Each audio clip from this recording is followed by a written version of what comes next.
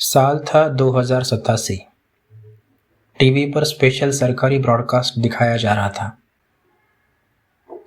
सबको बराबरी का अनुभव कराना हमारा परम कर्तव्य है, हैंडीकैप जनरल कठोर स्वर में कहती है।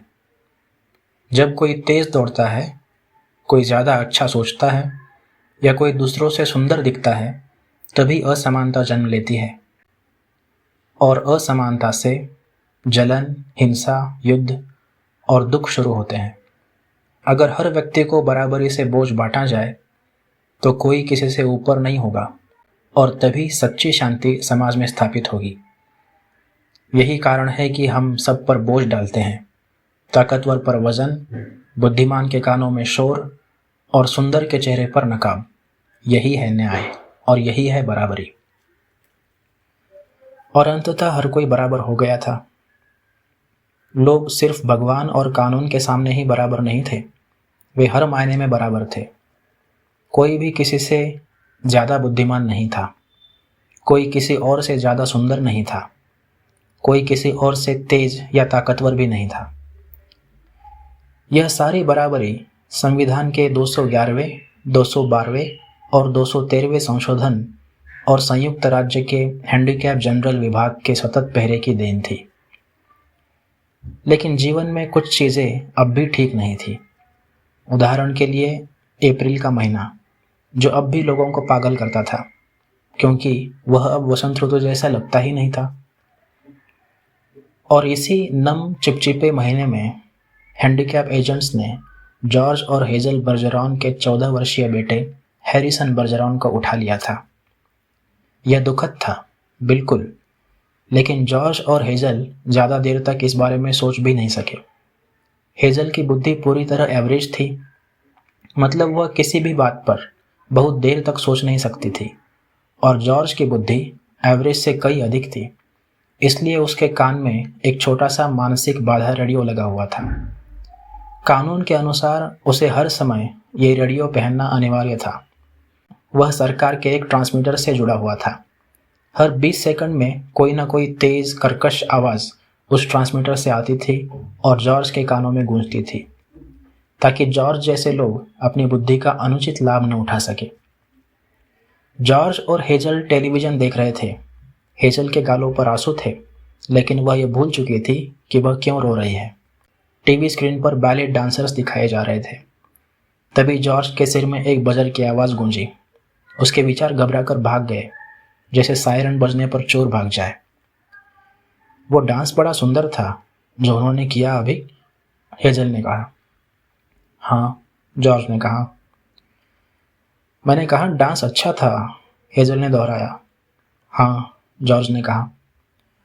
वह नृत्यांगनाओं के बारे में कुछ सोचने की कोशिश कर रहा था। वे वास्तव में बहुत अच्छी नहीं थी। कोई और होता तो भी शायद वैसा ही दिखता।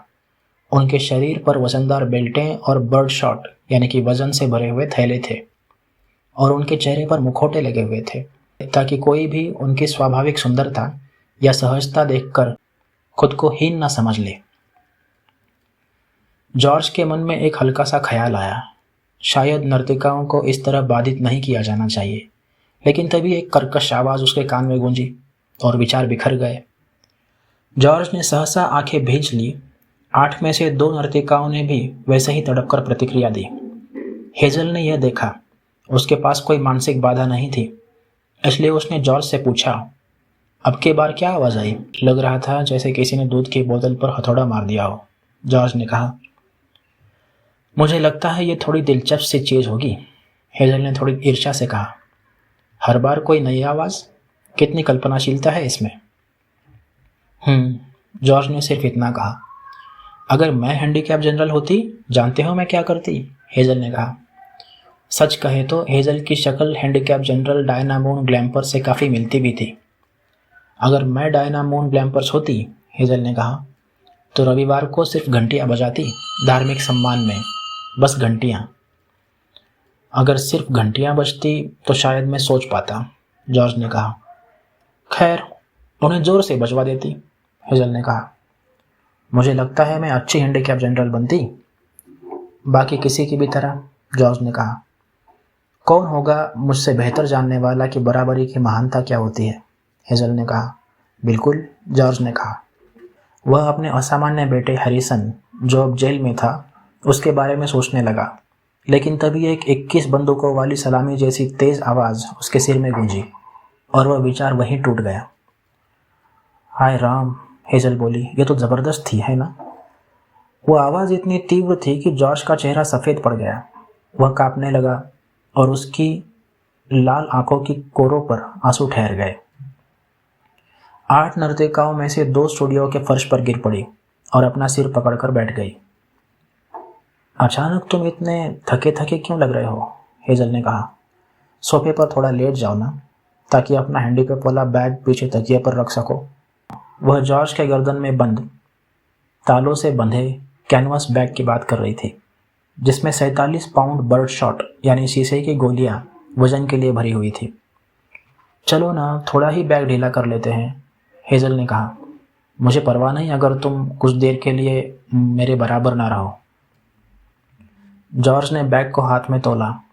मुझे फ़र्क नहीं पड़ता, उसने कहा। अब तो इसका एहसास भी नहीं होता, ये जैसे अब मेरा हिस्सा ही बन गया है। तुम पिछले कुछ समय से बहुत थके हुए लग रहे हो, जैसे घिस गए हो, हेजल ने कहा। काश हम उस बैग के नीचे एक छोटा सा छेद कर पाते और कुछ शीशे की गोलियां उसमें से निकाल देते, बस कुछ ही।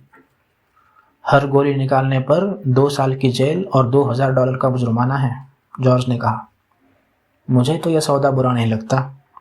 अगर तुम ऑफिस से घर आने के बाद थोड़ी सी ही निकाल दोगे, हेजल ने कहने की कोशिश की। तुम यहाँ किसी से होड़ तो नहीं करते, बस बैठे ही रहते हो। अगर मैंने चोरी से ऐसा किया, जॉर्ज ने कहा, तो और भी लोग करेंगे और फिर हम वहीं पहुंच जाएंगे जहां हर कोई हर किसी से प्रतिस्पर्धा कर रहा होगा। क्या तुम वैसी दुनिया चाहोगी? हेजल ने कहा। मुझे तो इससे नफरत होगी। जॉर्ज बोला, तो फिर यही बात है। जब लोग कानून तोड़ना शुरू करेंगे तो सोचो समाज का क्या होगा। अगर हेजल इस सवाल का जवाब न दे पाती तो जॉर्ज भी शायद न दे पाता, क्योंकि उसी पल उसके कान में एक सायरन गूंजी। शायद समाज बिखर जाएगा, हेजल ने कहा। क्या बिखर जाएगा? जॉर्ज ने अनजान से पूछा। समाज, हेजल ने थोड़ी हिचक के साथ कहा। यही तो तुमने अभी कहा था, है ना?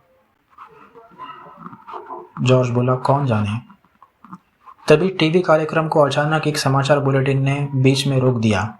शुरुआत में यह साफ नहीं था कि खबर किस बारे में है, क्योंकि समाचार पढ़ने वाला बाकी सभी एंकर्स की तरह गंभीर वाणी दोष यानी स्पीच इम्पेडिमेंट से पीड़ित था। करीब आधे मिनट तक अत्यधिक उत्तेजना में वह देवियों और सज्जनों कहने की कोशिश कर रहा था। आखिरकार वह हार मान गया और उसने बुलेटिन एक बैलेट डांसर को पकड़ा दिया ताकि वह पढ़ ले। कोई बात नहीं, हेजल ने उस एंकर के बारे में कहा। उसने कोशिश तो की, यही सबसे बड़ी बात है। भगवान ने उसे जो दिया उसी में अपना बेस्ट उसने किया। उसे उसकी मेहनत के लिए वेतन वृद्धि मिलनी चाहिए। देवी और सज्जनों, बैलेरिना ने बुलेटिन पढ़ते हुए कहा। वह शायद असाधारण रूप से सुंदर रही होगी, क्योंकि उसका पहनाया गया मुखौटा अत्यंत भयानक था और यह साफ दिख रहा था कि वह सबसे प्रवीण और सबसे निपुण डांसर थी, क्योंकि उसके हैंडीकैप बैग उतने भारी थे जितने 200 पाउंड के आदमी के होते हैं। उसकी आवाज़ भी बहुत सुंदर, कोमल और कालातीत संगीत जैसी थी, जो कि अनुचित मानी गई। इसलिए उसे तुरंत माफ़ी मांगनी पड़ी। माफ़ कीजिए, उसने कहा और फिर दोबारा शुरू किया, इस बार बिल्कुल प्रतिस्पर्धा रहित आवाज़ में। हैरिसन बर्जरॉन, आयु 14 वर्ष, उसने कर्कश और बेसुरी आवाज़ में पढ़ा। जेल से भाग गया है। वह सरकार गिराने की साजिश के संदेह में गिरफ्तार किया गया था। वह एक प्रतिभाशाली है और एक एथलीट भी है। उस पर लगाए गए हैंडीकैप्स पर्याप्त नहीं हैं और उसे अत्यंत खतरनाक माना जाना चाहिए। फिर हैरिसन की फोटो स्क्रीन पर दिखाई गई, पहले उल्टी, फिर तिरछी, फिर से उल्टी और अंत में सीधी। उस फोटो में हैरिसन पूरे कद में खड़ा दिख रहा था। पीछे इंच और फीट में नापी गई पृष्ठभूमि थी। वह ठीक 7 फुट लंबा था। उसका रूप यानी किसी हेलोवीन और लोहे के औजारों की दुकान का मिला जुला दृश्य था। किसी ने भी उससे ज़्यादा भारी हैंडीकैप नहीं पहने हुए थे। वह जितनी जल्दी बढ़ता गया, हैंडीकैप जनरल विभाग के पास उसे रोकने के उपाय कम पड़ते गए। छोटे से रेडियो की जगह वह एक विशाल हेडफोन पहनता था और मोटी लहरदार लेंसों वाला चश्मा, जो उसे न केवल आधा अंधा बनाता था बल्कि भयंकर सिरदर्द भी देता था। हैरिसन के पूरे शरीर पर स्क्रैप मेटल टंगी हुई थी। आमतौर पर ताकतवर लोगों को दिए गए हैंडीकैप्स में एक तरह की सैन्य समानता सी सुव्यवस्था होती थी, मगर हैरिसन एक चलते फिरते कबाड़ खाने की तरह दिखता था। जीवन की दौड़ में हैरिसन 300 पाउंड का भार ढो रहा था। उसके आकर्षक चेहरे को खराब करने के लिए हैंडीकैप जनरल विभाग ने आदेश दिया था कि वह हमेशा एक लाल रबर की नाक पहने, अपनी आकर्षक भौहें पूरी तरह मुंडवाए रखे और अपनी चमचमाती सफेद दांतों को बेतरतीब काले नकली दांतों से ढक कर रखे। अगर आप इस लड़के को देखेंगे, बैलेरिना ने कहा, तो कोशिश भी मत कीजिए, मैं दोहराती हूँ, कोशिश भी मत कीजिए कि आप उससे बात करें या कुछ समझाएं। तभी दरवाजे के उखड़ने की आवाज आई और घबराहट का शोर सुनाई देने लगा। स्क्रीन पर हैरिसन की फोटो भूकंप के झटकों के साथ उछलने लगी। जॉर्ज बर्जेरॉन ने सही अनुमान लगाया, वह भूकंप था, और ऐसा हो भी सकता था क्योंकि पहले भी कई बार उसका घर ऐसे ही कांप चुका था। हे भगवान, जॉर्ज ने कहा, यह तो हैरिसन ही होगा। यह सोच उसके दिमाग से तुरंत एक कार क्रैश जैसी तीखी आवाज द्वारा मिटा दी गई। जब जॉर्ज ने फिर से आंखें खोली तो स्क्रीन से हैरिसन की तस्वीर गायब थी और एक जिंदा सांस लेता हुआ हैरिसन स्टूडियो के बीचों बीच खड़ा था। दांतों की झंझनाहट, जोकर जैसी पोशाक और विशाल कद के साथ हैरिसन वहां खड़ा था। स्टूडियो के दरवाजे का उखड़ा हुआ नॉब अब भी उसके हाथ में था। नर्तकियां, टेक्नीशियंस, संगीतकार, उद्घोषक सब घुटनों के बल डर से कांपते हुए झुके हुए थे, अपने मृत्यु की आशंका से थर्राते हुए। मैं सम्राट हूं, हैरिसन गरजा। सुन रहे हो? मैं सम्राट हूं। अब सबको मेरा आदेश मानना होगा। उसने जमीन पर पैर पटका और पूरा स्टूडियो कांप उठा। मैं यहां खड़ा हूं, अपाहिज, जकड़ा हुआ, बीमार सा, फिर भी मैं अब तक का सबसे महान शासक हूं। अब देखो मैं क्या बन सकता हूं। हैरिसन ने अपने हैंडीकैप हार्नेस की पट्टियां ऐसे फाड़ दी जैसे वे गीले कागज हो। उन पट्टियों को, जो 5000 पाउंड तक का भार सहन करने के लिए डिजाइन की गई थी, उसके शरीर से लोहे की जंजीरें और वजन धड़ाम से जमीन पर गिर पड़े। फिर उसने अपने गर्दन का ताला तोड़ दिया, मानो अजवाइन की डंडी हो, और फिर हेडफोन और चश्मा दीवार पर फेंक कर तोड़ दिए। उसने रबर की नकली नाक हटा दी और एक ऐसा चेहरा प्रकट हुआ जो जैसे आकाश के देवता थॉर को भी चकित कर देता। अब मैं अपनी महारानी चुनूंगा, उसने कहा, झुकी हुई भीड़ की तरफ देखते हुए। जो पहली स्त्री खड़ी होगी वही मेरी साथी और मेरी रानी होगी।